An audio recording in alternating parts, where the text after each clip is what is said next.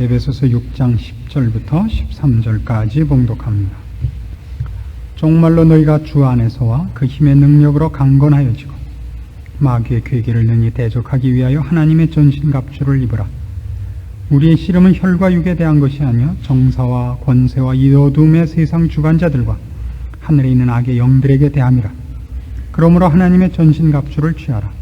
이는 악한 날에 너희가 능히 대적하고 모든 일을 행한 후에 서기 위함이라. 이 시간에 그 힘의 능력으로 강건하여지는 이 문제를 우리가 지금 오랫동안 생각하고 있습니다.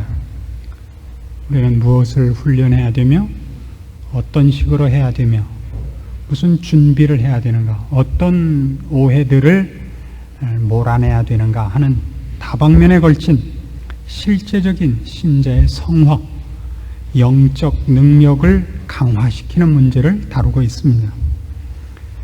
이제 이 문제를 거의 마무리할 때가 다가오고 이제 곧 구체적으로 하나님의 전신갑주에 대하여 이제 다룰 때가 눈앞에 다가왔습니다.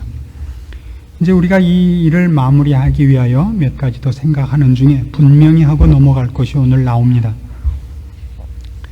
대부분의 신자들을 만나보면 뜻밖에도 이 영역이 강해지는 문제, 이 성화의 문제와 구원 자체, 협의의 구원 자체, 칭의라고 보통 합니다마는 그 문제를 많이 혼동하는 것을 만납니다.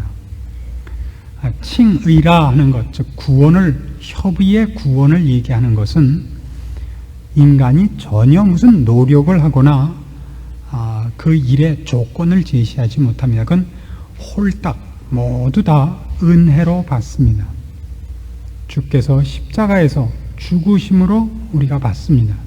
물론 우리가 믿음으로 받습니다나 믿음이 우리 구원의 조건인 것은 아닙니다. 구원의 모든 조건은 필요 충분 조건은 예수 그리스도의 십자가뿐입니다. 성화란 거기에 비하면 이제 우리 것이 된 이 중생한 생명, 이 거듭난 영혼이 믿음 안에서 믿음을 통하여 자라나고 깊어지고 충만해지고 성숙하는 것을 의미합니다. 마치 뭐와 같으냐면 어린아이를 낳는 것과 같습니다. 어린아이 자신이 언제 태어날지, 어떤 부모를 만날지를 선택하지 않습니다. 태어나는 것은 언제나 당하는 일입니다. 그래서 영어식으로 표현하면 출생은 언제나 수동태로 됩니다. 그죠? 태어나지는 겁니다. 그러나 그 다음에 자라는 것은 부모가 있고 학교와 주변의 어른들이 있어서 도와줘야 됩니다만은 어떤 것은 전적으로 자신의 책임이기도 합니다. 마찬가지로 성화는 그런 의미에서 기도해서 뚝 떨어지는 일이 아니라는 것을 거듭 말씀드리는 겁니다. 그런데 대부분의 신자들은 구원 자체는 지가 얻고 성화는 자꾸 기도해서 달라 그럽니다. 쉽게 얘기해서 이길 힘을 주소서 자꾸 그런단 말이에요. 이 시험을 이길 힘을 주소서. 이건 틀린 것은 아닙니다만은 이길 힘이 하늘에서 뚝 떨어지는 것이 아니라 이길 힘을 주소서라고 외친 것이 이기려는 노력의 일환으로 그 부르짖는 비명으로 나온 것이어야 맞다 이겁니다. 내 자식이 공부를 잘하게 해 주십시오. 그렇게 기도를 했으면 공부를 잘하도록 여러분이 애와 함께 밤을 밝히고 붙잡고 가르치고 씨름을 해야 됩니다. 기도했으니까 될 것이다. 그러면 안 됩니다. 어떤 신학생이 그 신학교에서 시험 공부를 한다는 것이 은혜에 대한 모독이다 이렇게 생각해서 기도만 하고 시험을 치러 들어갔답니다. 그러니까 뭐 공부를 안 했으니까 쓸 게 없죠. 답을 뭐라고 썼냐면 하나님은 다 아십니다 이렇게 쓰고 나왔단 말이에요. 교수가 그 답안지를 받고 뭐라고 채점을 했냐면 다 아시는 하나님은 100점, 하나도 모르는 너는 0점. 그렇죠? 혼동하지 않아야 됩니다. 성화란 무엇에서부터 오해가 생기는 것이냐면 하나님이 할 일이 있어서 나를 불렀다고 생각하면 자꾸 우리가 하나님께 가서 떼를 쓰게 됩니다. 하나님 이 일을 맡겼으면 이 일을 할 힘도 주셔야 되지 않습니까? 하나님 일인데. 이렇게 오늘날 일어나는 임금 투쟁을 하듯이 완전히 스트라이크를 일으켜야 된단 말입니다. 그게 아니고 성화란 우리 자신을 키우려는 목표로 있는 것입니다. 그러니까 내가 커야 되는 문제고 내가 노력해야 됩니다. 1억 원의 돈이 생기는 문제가 아니라 1억 원을 벌어야 되는 문제입니다. 동일한 현찰이 주머니에 생기는 거지만 돈이 생긴 것과 번 것은 전혀 다릅니다. 생기면 버릇만 나빠집니다. 소비하는 법만 배우니까요. 돈이 얼마나 많은 쾌락을 갖다 주느냐만 배웁니다. 돈이 필요해지지 그만한 돈을 만드는 동안에 생기는 지혜나 분별이나 인생에 대한 통찰력은 생기지 않는다 말입니다. 1억이 생기면 사람을 버립니다. 그러나 1억을 벌면 그 사람은 훌륭한 사람이 됩니다.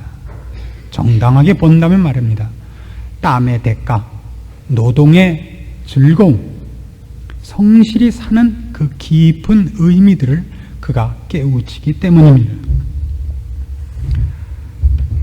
성경에서는 이런 신자들의 신앙생활에 관한 것들을 말하자면 준다고 그러지 않고 너희가 해라 하는 것으로 대표적으로 요한계시록 2장과 3장에 걸친 여러분 잘 아시는 7교회에 보낸 편지에 대표적으로 기록되어 있는 것을 보게 됩니다. 여기에 있는 말씀을 봄으로써 여러분이 주 안에서와 그 힘의 능력으로 강건해지라는 말을 외면해서는 안 되며 기도해서 결과가 뚝 떨어지기를 바랄 것이 아니라 해야 되는 문제라는 것을 오늘 분명히 하시기를 바라는 겁니다. 요한계시록 2장 1절에 보면 에베소 교회의 사자에게 편지하는 것이 나옵니다. 2절 내가 네 행위와 수고와 네 인내를 알고 또 악한 자들을 용납지 아니한 것과 자칭 사도라 하되 아닌 자들을 시험하여 그 거짓된 것을 네가 드러낸 것과 또 네가 참고 내 이름을 위하여 견디고 게으르지 아니한 것을 아노라. 그렇죠? 그 일한 것에 대한 평가가 나옵니다. 그러나 너를 책망할 것이나니 너의 처음 사랑을 버렸느니라. 그러므로 어디서 떨어진 것을 생각하고 회개하여 처음 행위를 가지라. 처음 행위를 가져야 됩니다.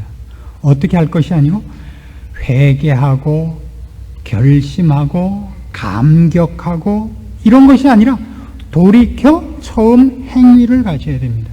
해야 됩니다. 8절에 가시면 서머나 교회의 사자에게 편지하는 것이 나옵니다.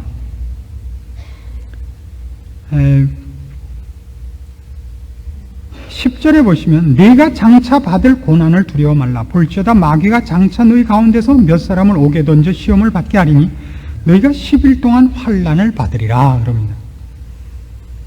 환난을 면하는 무슨 특별한 방법이 있는 것이 아니고 환난을 극복해내야 됩니다. 그러면서 뭐라고 요구를 하냐면 네가 죽도록 충성하랍니다. 죽음을 앞에 놓은 그런 절박한 시련과 환경 속에서의 충성된 신앙의 전투가 있어야 됩니다. 어디 들어가서 기도해서 떨어지는 신비한 방법이란 신자에게 없습니다. 왜 그렇죠? 만일 여러분이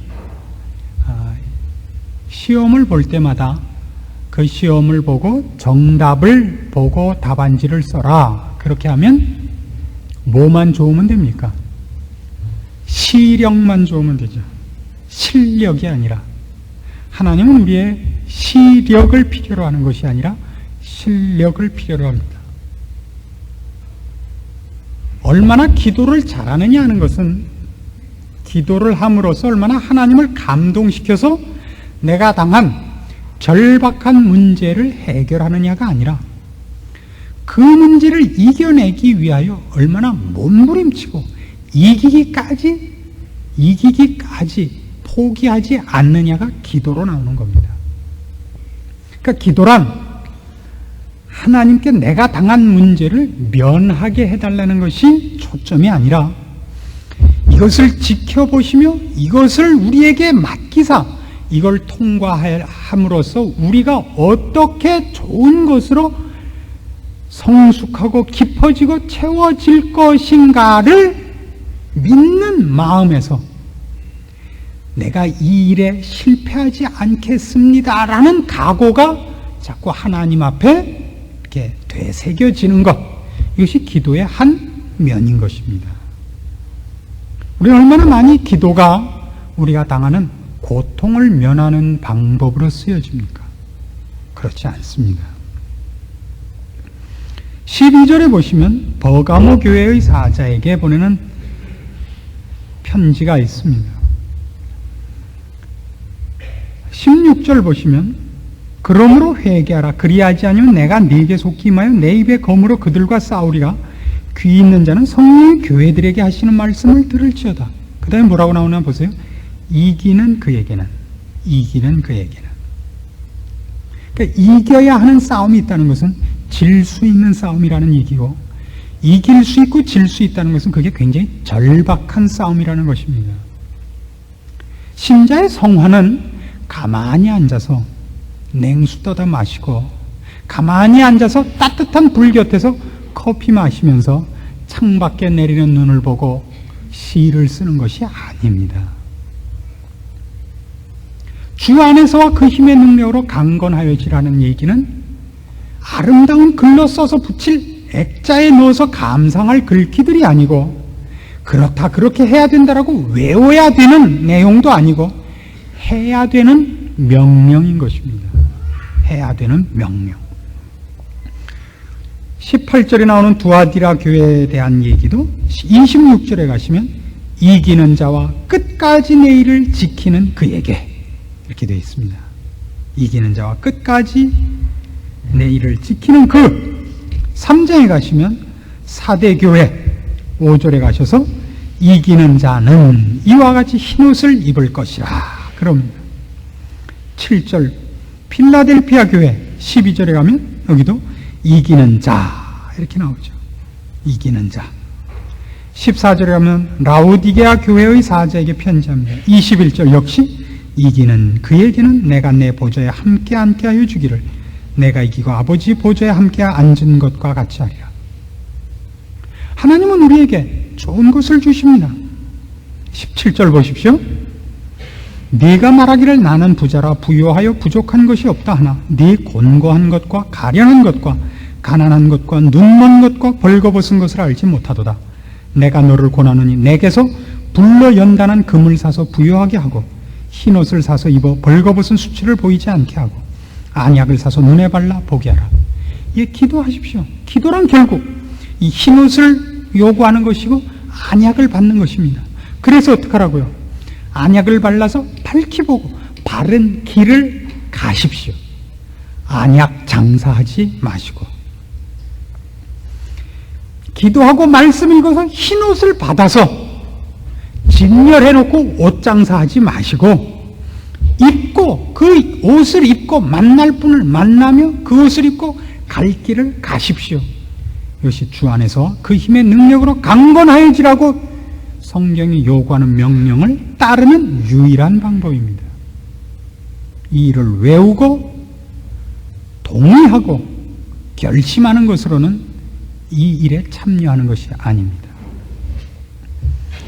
그래서 우리는 이 문제를 조금 더 실제적인 문제와 연결을 해서 우리 신자들이 가장 많이 이 문제를 실천하지 못하는 그 문제와 연결해서 살펴보려고 합니다. 마태복음 12장에 가시면 이런 재미있는 사건이 나옵니다. 주 안에서와 그 힘의 능력으로 강하여지라는 이 일을 어떻게 우리가 소유하며 우리의 힘으로 만들 수 있는가? 마태복음 12장 9절입니다.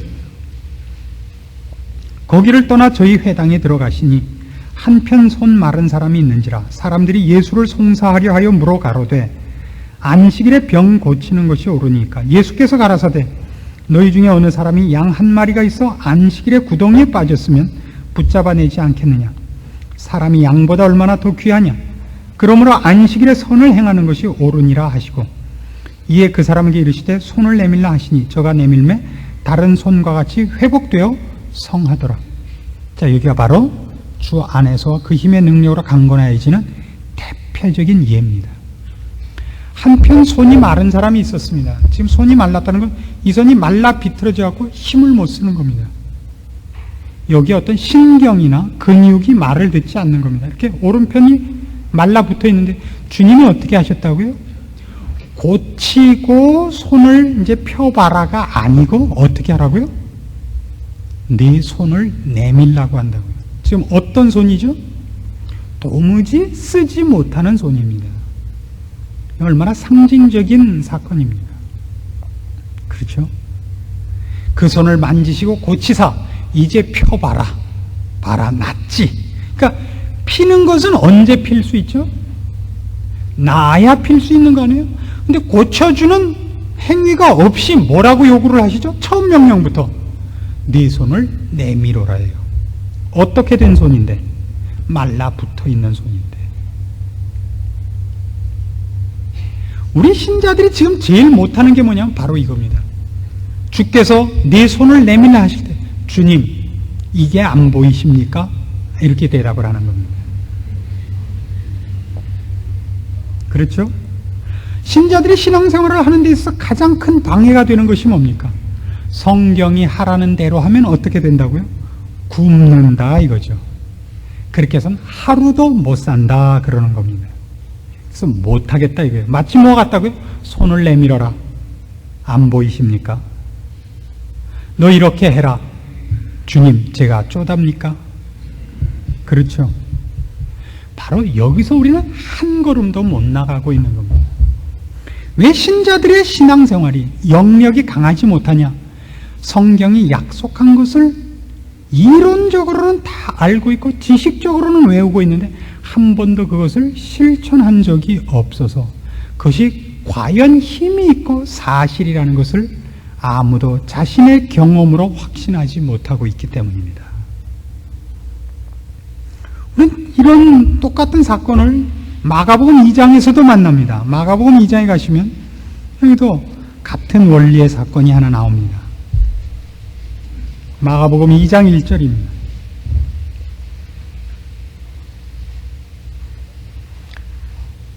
수일 후에 예수께서 다시 가버나움에 들어가시니 집에 계신 소문이 들린지라 많은 사람이 모여서 문 앞에라도 용신할 수 없게 되었는데 예수께서 저희에게 도를 말씀하시더니 사람들이 한 중풍병자를 네 사람에게 메워가지고 예수께로 올세 무리를 인하여 예수께 데려갈 수 없으므로 그 계신 곳에 지붕을 뜯어 구멍을 내고 중풍병자의 눈상을 달아내리니 11절 내가 네게 이르노니 일어나 네 상을 가지고 집으로 가라 하시니 그가 일어나 곧 상을 가지고 모든 사람 앞에서 나가거늘 저희가 다 놀라 영광을 하나님께 돌리더라. 자, 중풍병자입니다. 몸을 전혀 운신을 못하는 겁니다. 근데 어떻게 했다고요? 오셔서 무슨 카이로프락틱을 하신다든가 무슨 지압을 하신다든가 침을 놓으신다든가 기압을 내신다든가 어떻게 하시고서 자 이제 일어나 봐라가 아니라 뭐라 그랬다고요? 일어나 너 누운 상을 들고 나가라. 누구 보고요? 중풍병자 보고. 그때 어떻게 했다고요? 일어나서 들고 갔다고요. 우리 모든 사람의 실패는 여기에 있습니다. 우리가 믿음의 사람으로 살며 신자라고 자처하고 기도의 능력과 하나님의 약속들의 진실함을 믿으면서도 어디서 무너지느냐? 꼭 이렇게 무너지는 겁니다. 공중나는 새를 봐라. 심지도 않고 거두지도 아니하되 천부께서 기르신다. 이 말을 우리가 믿습니다. 그러나 실제적으로는 어떻게밖에 이해를 못하느냐 하면 하나님 맞습니다. 아버지께서 얘기하신 것 같이 먹고 마시고 입을 것을 위하여 우리가 걱정할 것이 아니라 어떻게 해야 됩니다. 우리는 먼저 그의 나라와 그의 의를 구해야 맞습니다. 그러겠습니다. 그러니까 먹을 것을 걱정하지 말라 하신 하나님이 내가 하나님의 나라와 그 의를 구하겠으니 돈을 주십시오. 여기가 바로 헷갈려진다 이겁니다. 무슨 말인지 아시겠죠? 그러니까 지금 식으로 얘기를 하자면 오늘 예를 든 이 두 가지 사건이 어떻게 나타나야 되느냐 하면 주께서 그 한편 손 마른 사람에게 오사 그 손을 안수하시고 주무르시더니 네 손을 펴봐라 하시니 온전하게 펴져 있더라. 우리가 생각하는 식으로 하자면 그렇게 돼야 맞는 겁니다. 근데 그렇지 않고 마른 손을 그냥 네 손을 내밀어라고 중풍병자 보고 어떤 다른 아무런 행위 없이 일어나 네 상을 들고 가라라고요. 그러니까 우리가 해야 할 일은 뭐냐면 그의 나라와 그의 의를 구하며 죽도록 충성하며 성령이 우리에게 하시는 말씀을 따라 귀 있는 자답게 주의 약속을 따라 목숨을 걸어놓고 죽도록 충성해야 되는 겁니다. 그럼 이쪽 일은 알아서 해 주실 줄로 믿고 해야 되고 그렇게 함으로써 과연 주께서 살아계시며 함께 하사 그의 약속을 진실히 지키시며 그를 믿고 의지하는 자에게 모든 필요한 것을 갚으시는 줄 경험하셔야 되는 겁니다. 그게 없습니다. 그 여러분에게 어디에서 나타나는지 아십니까? 대표적으로 여러분 자녀 보고 좋은 학교 들어가라고 아우성 치는 데서 나타나죠. 그래서 여러분 자녀가 다 압니다. 이 세상에서 제일 필요한 게 뭐냐? 공부 잘하는 거다. 둘째는 뭐냐? 예수 믿는 거다. 왜 그러냐? 첫 번째 걸 잘해야 이 세상에서 떵떵거리고 살고 그 다음에 두 번째 걸 해야 죽은 다음에 또 편안히 살 수 있다. 그럼 왜 그 순서를 첫 번째, 두 번째를 바꾸면 안 되느냐? 지금이 눈앞에 있기 때문이다. 죽은 다음 일은 다음 문제니까 그럼 그 다음에 해야 된다. 여러분이 가르치고 있습니다. 왜요? 여러분은 그 모든 것을 주께 의탁하고 믿음의 사람으로 뛰어나가지 않고 확보된 세상살이의 것이 손안에 확인된 다음에야 믿음의 일이랍시고 나가기 때문에 그것은 믿음이 아니고 자선사업이며 종교적인 심리적 보상이며 혹 하나님이 여러분에게 무슨 꾸준히를 시킬까봐 그의 진노를 가라앉히기 위해서 바치는 공물에 불과한 것입니다. 여기가 주 안에서와 그 힘의 능력으로 강해지지 못하는 우리 모든 신자들의 가장 잘 넘어지는 올무요 걸리는 문턱입니다.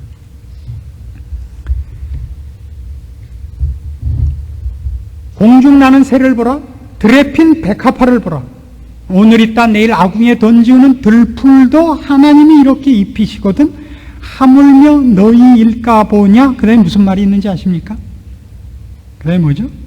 믿음이 적은 자들아 이렇게 있는 겁니다.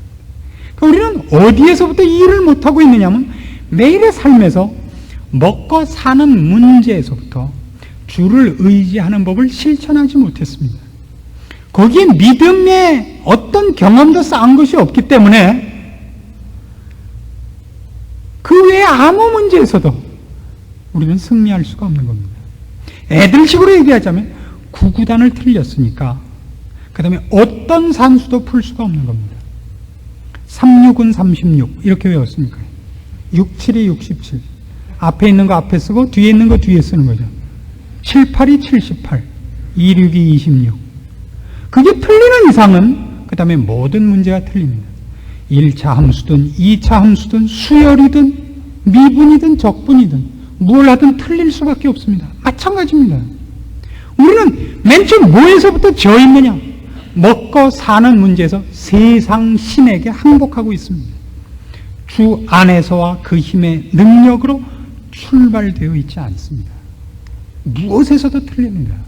그래서 여러분 마음에 하나님의 나라는 의와 평강과 희락이라는 것을 한 번도 누리지 못하는 것을 보십시오. 하나님의 나라는 의와 평강과 희락입니다. 이게 무엇을 의미합니까? 여러분 자녀로 인하여 왜 여러분 집안이 이렇게 고통스럽습니까? 자녀를 사랑하기 때문입니까? 아닙니다.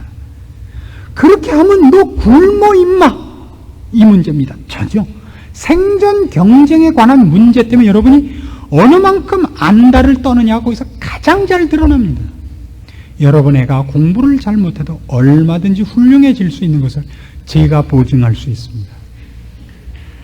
공부를 잘하게 만들지 말고 하나님께 기뻐하심을 입는 사람으로 만드십시오. 좋은 가정교사 붙이지 말고 하나도 공부시키지 말라는 뜻이 아닙니다. 그것보다 더 중요하게 하나님께 여러분 자녀의 영혼을 부탁하십시오. 안 하잖아요.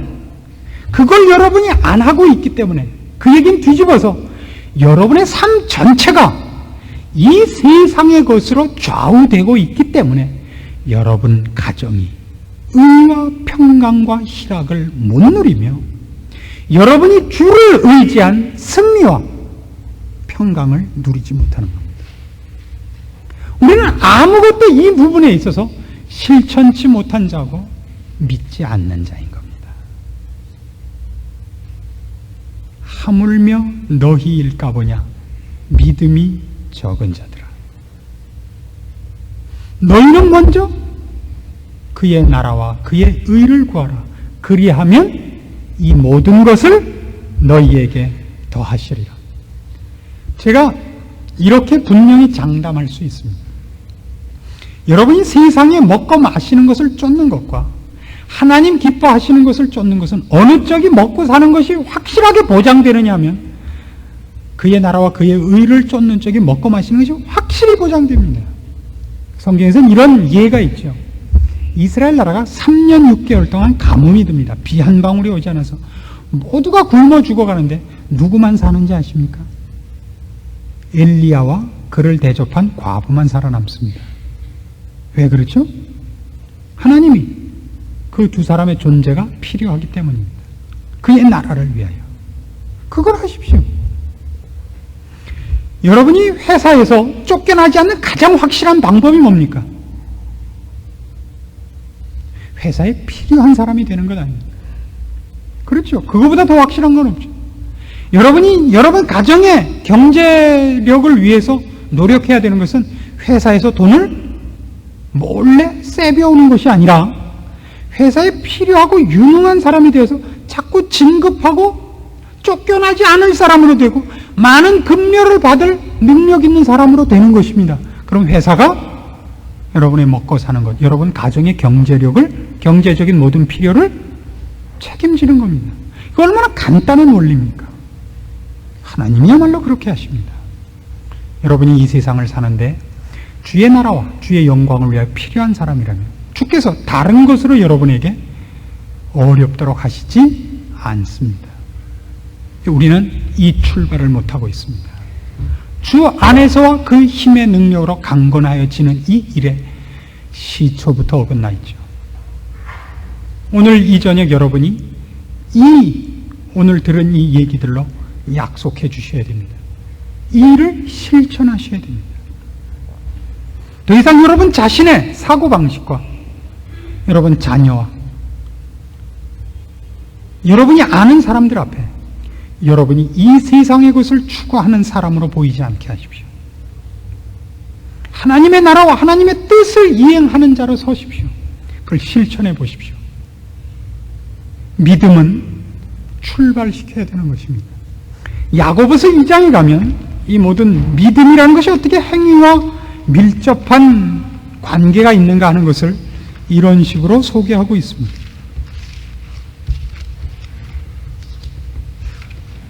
야고보서 2장 신약 성경 373페이지입니다. 14절입니다. 내 형제들아 만일 사람이 믿음이 있노라 하고 행함이 없으면 무슨 이익이 있으리요? 그 믿음이 능히 자기를 구원하겠느냐? 만일 형제나 자매가 헐벗고 일용할 양식이 없는데 너희 중에 누구든지 그에게 이르되 평안히 가라, 더욱게 하라, 배부르게 하라 하며 그 몸에 쓸 것을 주지 아니하면 무슨 이익이 있으리요? 이와 같이 행함이 없는 믿음은 그 자체가 죽은 것이라. 혹이 가로되 너는 믿음이 있고 나는 행함이 있으니 행함이 없는 네 믿음을 내게 보이라. 나는 행함으로 내 믿음을 네게 보이리라. 네가 하나님은 한 분이신 줄을 믿느냐? 잘하는도다. 귀신들도 믿고 떠느니라. 아, 허탄한 사람아, 행함이 없는 믿음이 헛것인 줄 알고자 하느냐? 우리 조상 아브라함이 그 아들 이삭을 제단에 드릴 때 행함으로 의롭다 하심을 받은 것이 아니냐? 네가 보거니와 믿음이 그의 행함과 함께 일하고 행함으로 믿음이 온전케 되었느니라. 이에 경에 이른 바 아브라함이 하나님을 믿으니 이것을 의로 여기셨다는 말씀이 응하였고 그는 하나님의 벗이라 칭함을 받았느니 이로 보건대 사람이 행함으로 의롭다 하심을 받고 믿음으로만 아니니라. 여기서 행함은 결단코 구원의 조건이라는 뜻은 아닙니다. 믿음은 행함의 시작이고 행함은 믿음의 완성입니다. 그렇죠? 믿는다 그러면서 그걸 행하지 않는 자는 그것이 믿는 것이 아닙니다. 그렇지 않습니까? 믿음이란 그런 거죠. 믿음이란 그 일을 무엇보다도 사모하고 선택하고 매어 달리는 것을 의미합니다. 믿음이라는 것이 어떻게 입에 발린 아첨이겠습니까? 예수 그리스도를 믿으십니까? 그 말 속에는 그의 명령을 따르며 그가 기뻐하시는 것을 하며 그의 약속을 신뢰한다는 뜻이 포함되는 것입니다. 그 말씀을 하나도 따라서 살지 않으면서 주를 믿습니다는 건 얼마나 가증한 얘기입니까? 오늘날 기독교의 가장 큰 적이 뭡니까? 마귀가 현대 교회를 힘없게 만든 가장 큰 책략, 보기 좋게 성공한 괴계가 뭡니까? 말장난하는 신자로 만든 것이죠. 아무도 실천하지 않게 만들었습니다. 좋은 옷을 입고 와서 좋은 얘기를 듣고 가는 것으로 전락시켰습니다. 여기에 목숨을 바치지 않고 인생을 바치지 않습니다. 이렇게 살지 않고 구경꾼이 되게 했습니다. 이게 현대 정신 중에 커다란 나쁜 정신이죠.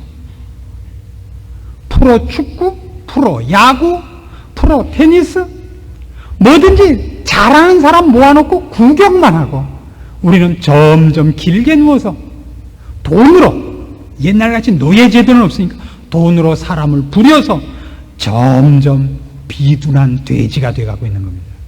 아무것도 안 합니다.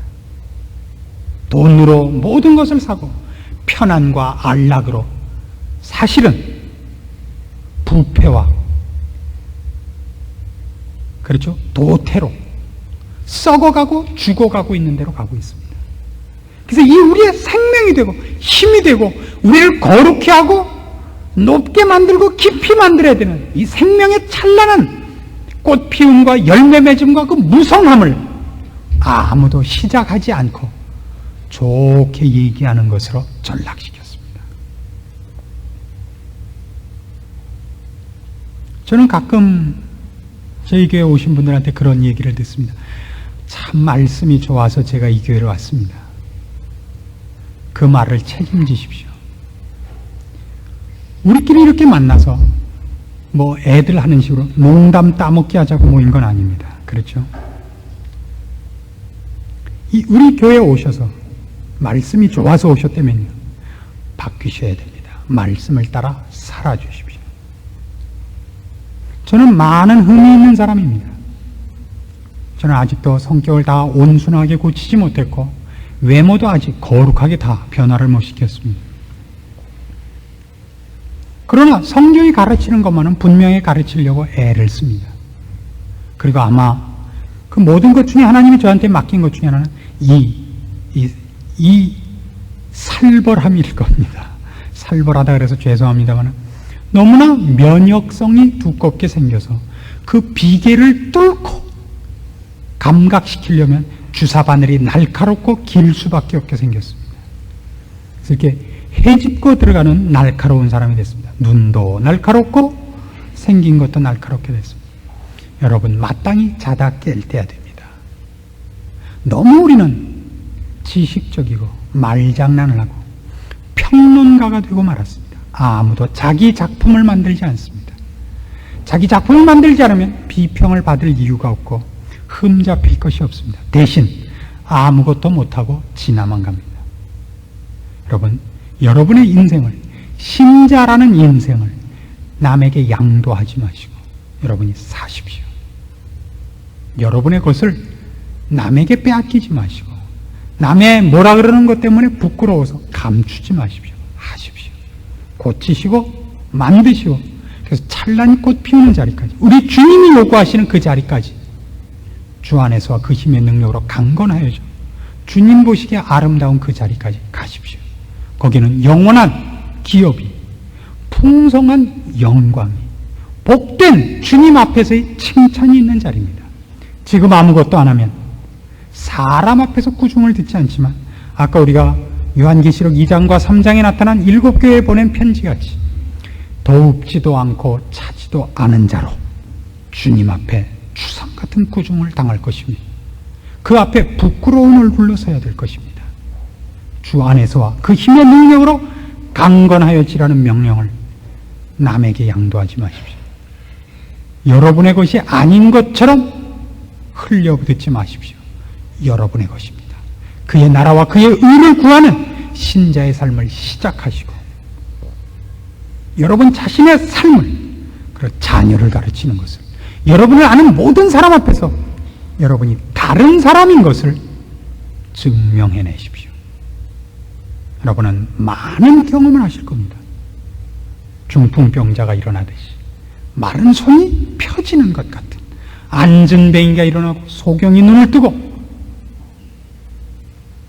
죽은 자가 살아나는 것, 그 이상의 경험들을 여러분 생애에 하시며 주를 의지하여 주님과 함께 주님의 이름으로 쓰이는 그 놀라운 하나님 나라의 확장과 생명의 전달과 어두운 것에 비치는 빛을 여러분 생애에 셀 수 없을 만큼 경험하시고, 그것으로 의와 평강과 희락을 누리시고 찬송과 감사가 끊일 수 없는 인생이 되는 것을 경험하실 겁니다. 이걸 뺏기지 마십시오. 기도하십시다. 하나님 아버지, 은혜를 감사합니다. 우리 된 이 복된 인생과 존재를 미련한 마음과 세상의 유혹과 시험으로 빼앗기지 말게 하옵소서. 주께서 우리에게 주신 생명이 꽃 피우고 열매 맺게 하시고 무성하게 하시고 충만케 하시옵소서. 그러기 위하여 우리가 작은 일, 오늘 해야 되는 싸움에서부터 주를 의지한 믿음의 실천으로 우리의 믿음을 행함으로 보이고, 그 안에서 주께서 어떻게 그 약속을 신실히 지키며 우리가 믿음을 따라 생활할 때 주께서 우리와 함께 하시는가 하는 승리의 체험들을 맛보아 점점 더 강한 믿음의 자리에, 주님과 더 깊은 교제의 자리에, 의와 평강과 희락이 우리를 주장하는 자리에 나아가게 하사 이 주님의 이름으로 일컫는 바 된 생애들을 통하여 주 앞에 그 진심과 신앙 고백을 바친 영혼들과 그 가정을 통하여 주님 영광 받으시고 주의 나라를 확장하시옵소서.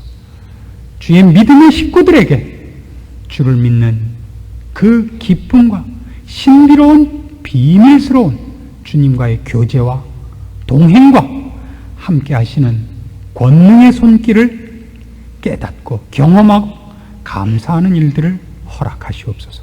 예수님의 이름으로 기도합니다. 아멘.